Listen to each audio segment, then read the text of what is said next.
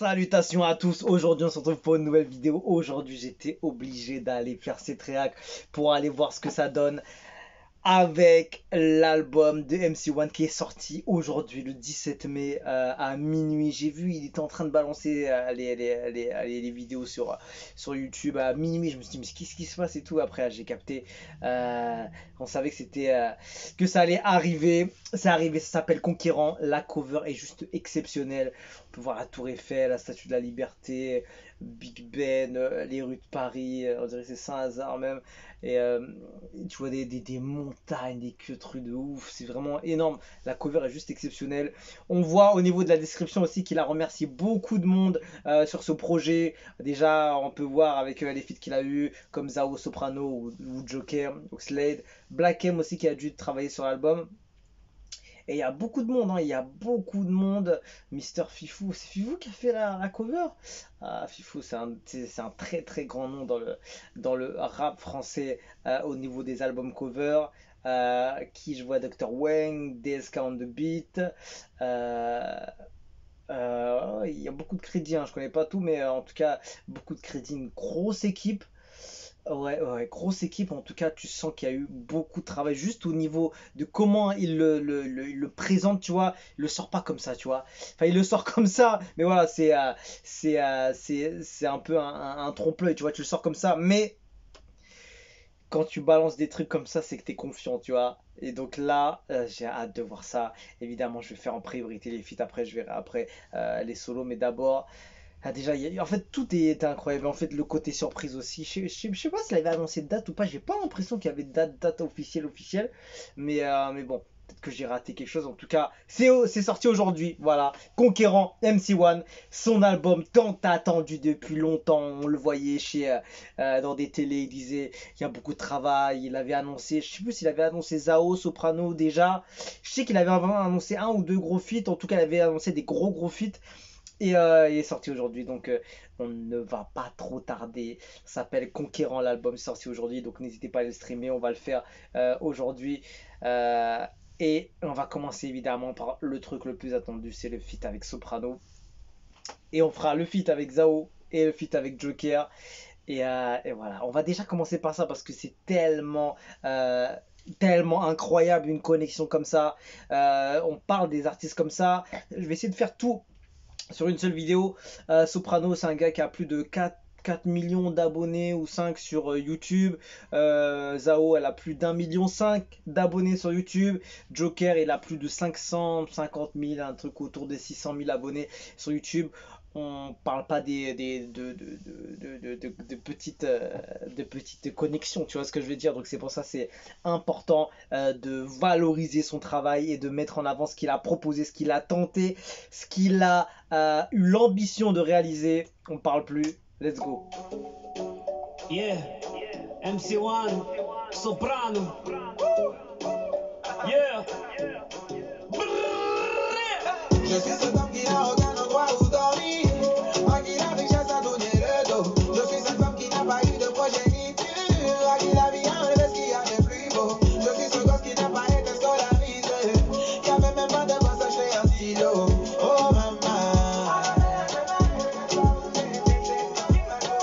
J'ai crié de douleur. J'ai imploré le très haut. Je n'ai que des larmes et des pleurs. La vie m'a pas fait de cadeaux. J'aimerais connaître la saveur de cette vie derrière le rideau. Juste un instant, quitter le quotidien. Franchement, belle ambiance, hein. Derrière le rideau. Yélélé, ouh, yélélé, ah, de cette vie derrière le rideau. J'aimerais connaître la saveur. Il y a une belle énergie. Derrière le rideau. Yeah, là d'où je viens, la chance n'a pas marqué son territoire. Et les rêves se vivent dans les bras de Morphée. Soprano, qu'est-ce que ça fait plaisir. C'est sur les vagues de sueur que j'ai dû surfer. Pour leur prouver mon talent, j'ai dû balancer mes balles sans avoir les bras balles en balade. Et mes belles rimes dans les baladeurs, des vailles en déballe. Et ma vie de banlieusard en évitant le ballon sans avoir de ballon. Et pour ça, Il a posé un bon couplet, hein. J'ai imploré le très haut. Bon, rapide hein, quand même le couplet de Soprano. Le morceau il fait 2 minutes 49 en même temps, ouais. J'aimerais connaître la saveur de cette vie derrière Ouais, le rideau. Juste un instant, quitter le quotidien pour cette vie derrière le rideau. Yélélé, ouh, yélélé.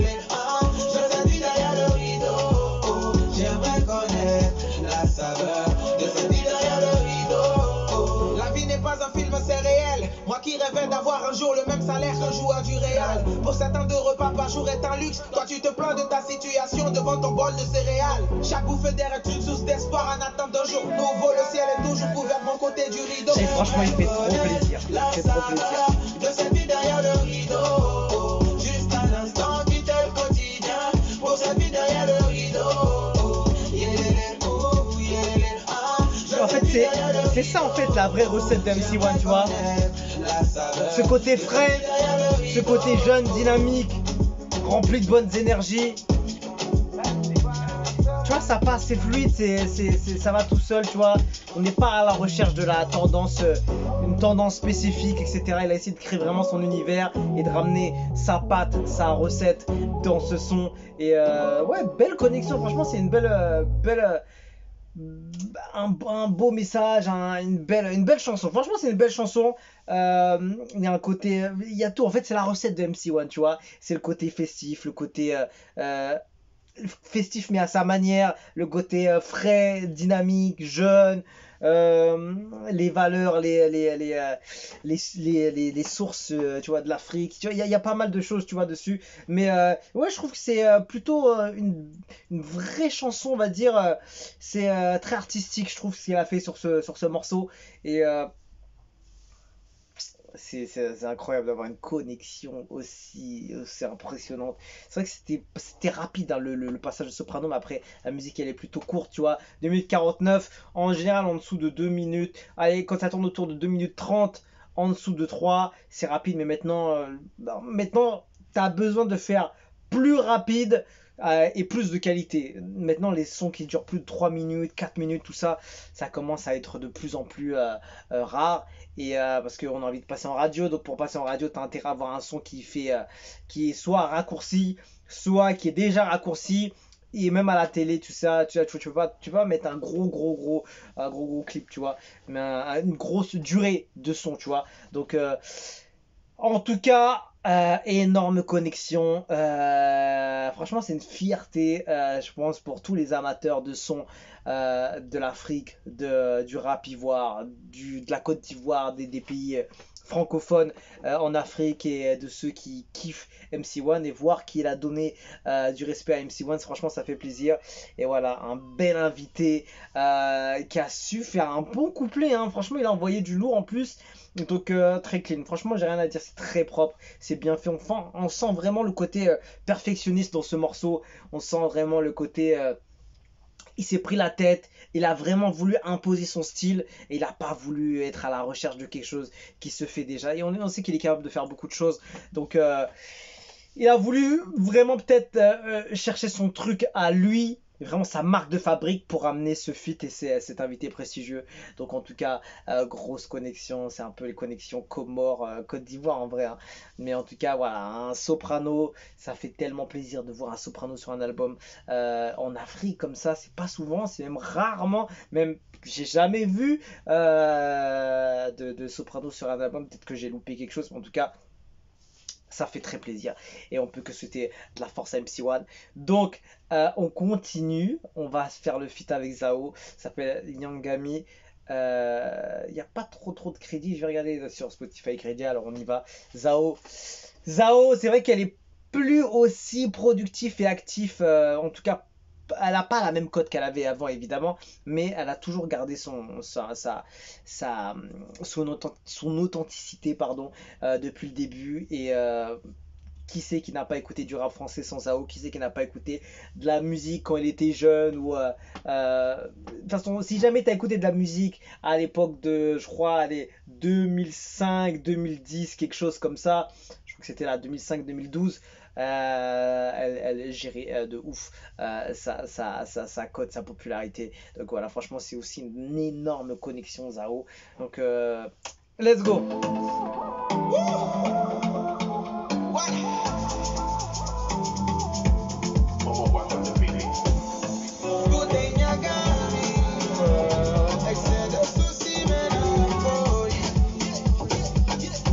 Je vais mettre une petite pause parce que je viens de voir que la première prod sur le feat avec Soprano, c'était DSK on the beat.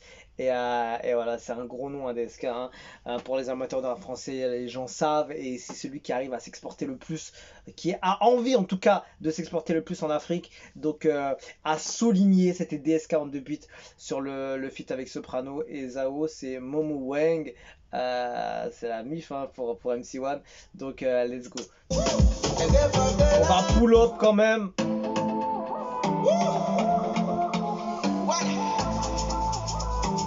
La cover est incroyable, animée comme ça en plus. C'est hyper lourd. Là, on est à la recherche de l'ambiance dure, tu vois.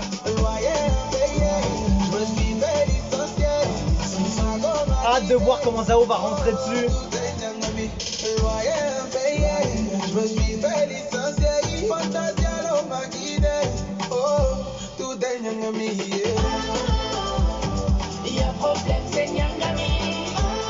Ah ouais, carrément.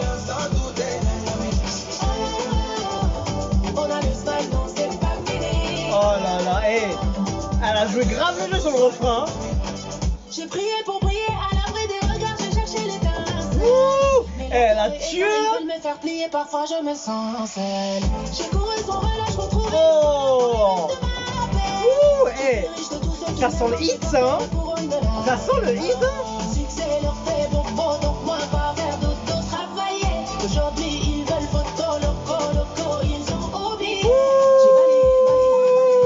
J'ai balayé. Ça y est, debout sur le tatami.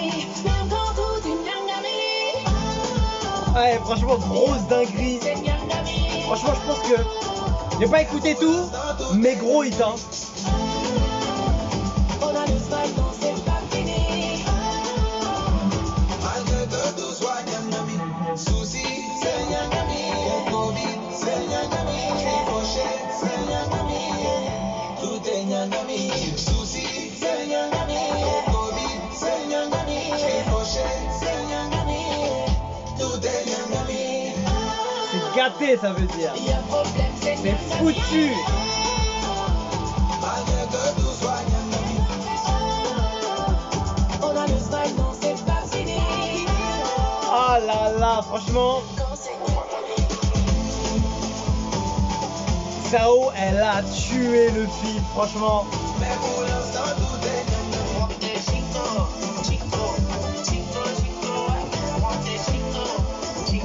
Malgré que tout soit Nyangami. Fou. Je pense que ça va être peut-être le tournant de cet album avec ce titre. Franchement, c'est une dinguerie. Franchement, moi, je pensais même pas que Zao elle allait tuer ça autant que ça. C'est vrai que ça fait un moment que je l'écoute pas. Et des fois, il y a des petits trucs que tu entends passer, mais c'est vrai que j'ai plus la même écoute qu'avant, comme pas mal de gens. Mais voilà, elle a quand même une énorme fanbase. Donc, si elle est toujours présente, ça veut dire qu'elle envoie quand même de la qualité. Elle arrive à quand même se renouveler malgré les années qui passent et malgré l'âge, etc., les nouvelles tendances, etc. C'est dur quand tu es un artiste pas du passé, mais d'une époque ancienne, pas vraiment ancienne, tu vois, ça date d'il y a 10-15 ans, un truc comme ça, tu vois, donc c'est une autre période, on va dire, musicale, et c'est difficile de se renouveler, hein. De toute façon, ceux qui arrivent à perdurer dans le temps, c'est les plus forts, et c'est ceux qui arrivent à être le plus pointu musicalement, et à prendre des risques, etc. Et Zao, franchement, impeccable, hein.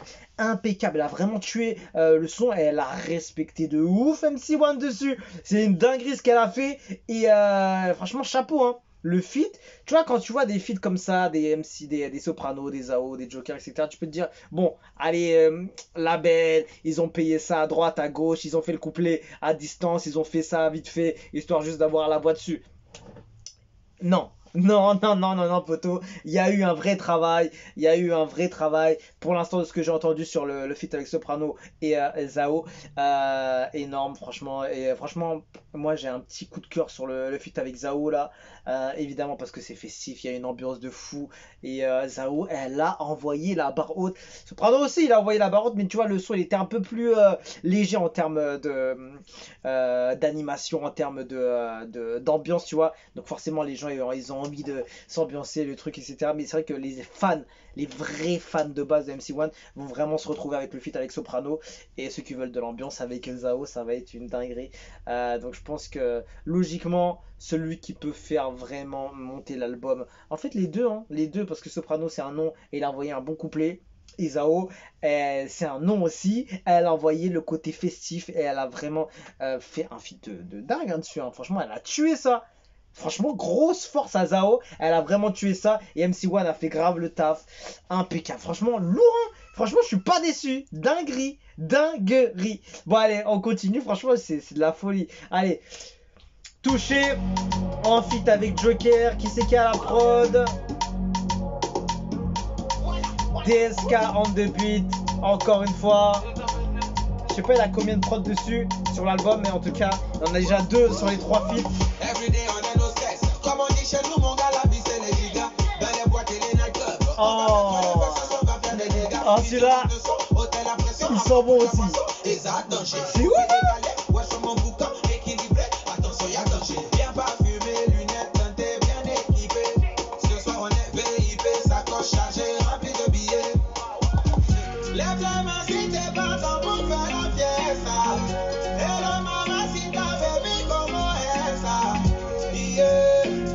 Ça part bien.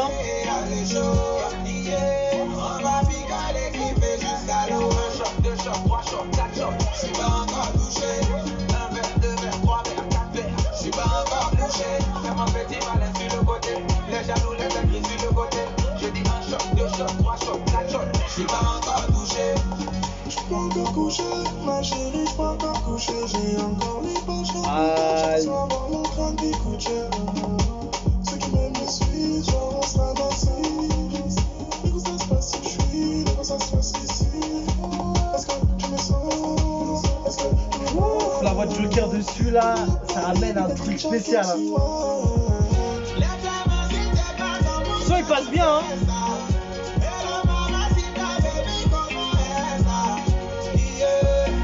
La réplique elle est pas mal du tout, j'aime beaucoup. Je suis pas encore touché. Un verre, deux verres, trois verres, quatre verres. Je suis pas encore touché. Vraiment petit. Joker par contre il était vraiment rapide dessus. Hein. Je dis un shot, deux shots, trois shots. Il mériterait d'avoir un petit passage derrière en fait. Hein.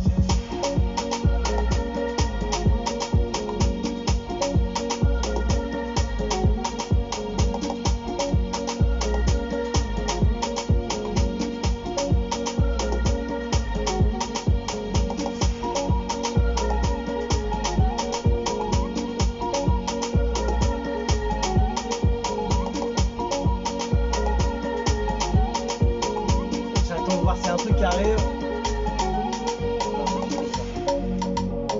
Donc plutôt le son il est rapide hein, parce que le son il termine bien avant. Hein. Ça veut dire à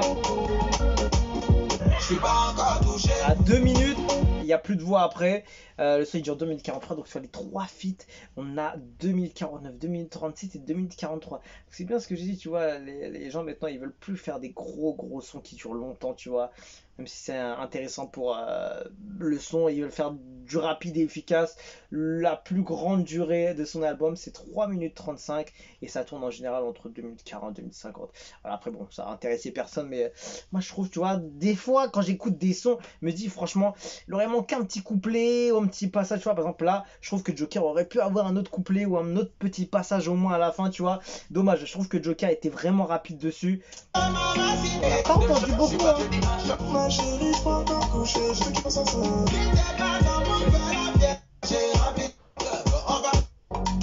Il a duré 20 secondes en vrai, hein.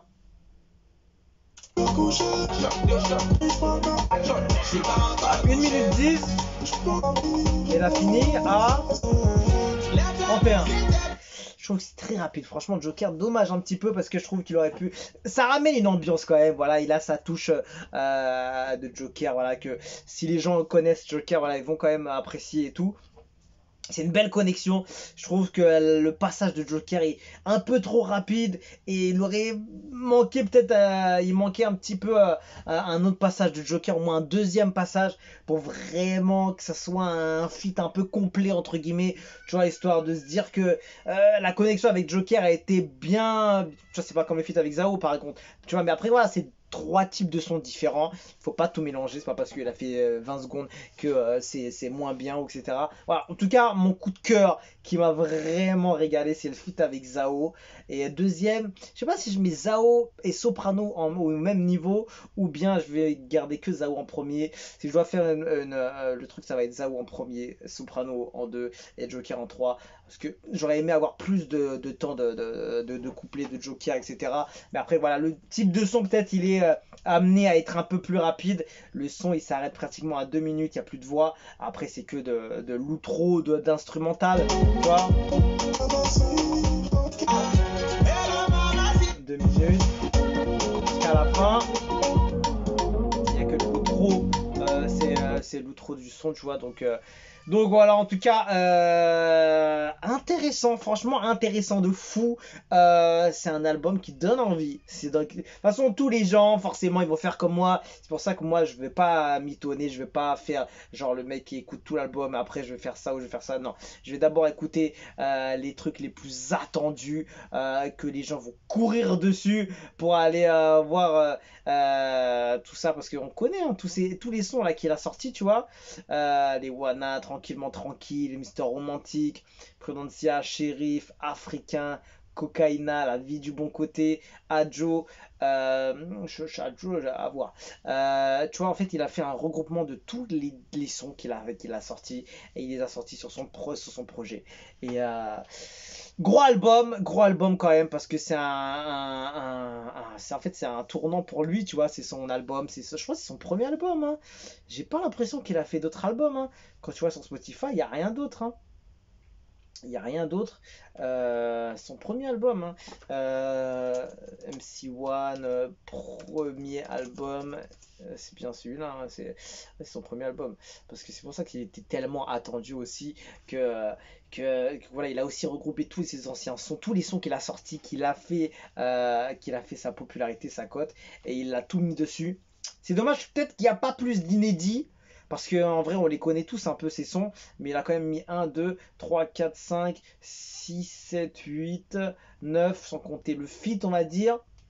Donc 8 sur 16 qui sont pas réellement inédits, tu vois. Donc moi je pense qu'il a bien fait parce que voilà, il faut quand même mettre les sons qu'il a popularisé, qu'il a mis là où il est aujourd'hui en avant et faire un album, tu vois, un premier gros pas, tu vois, dans l'industrie, et tu vois, tu regroupes tout ce que tu as fait. Voilà, tu as terminé le MC1 de 2024 à, je sais pas moi, 2020, peut-être quelque chose comme ça, et même avant, même, hein.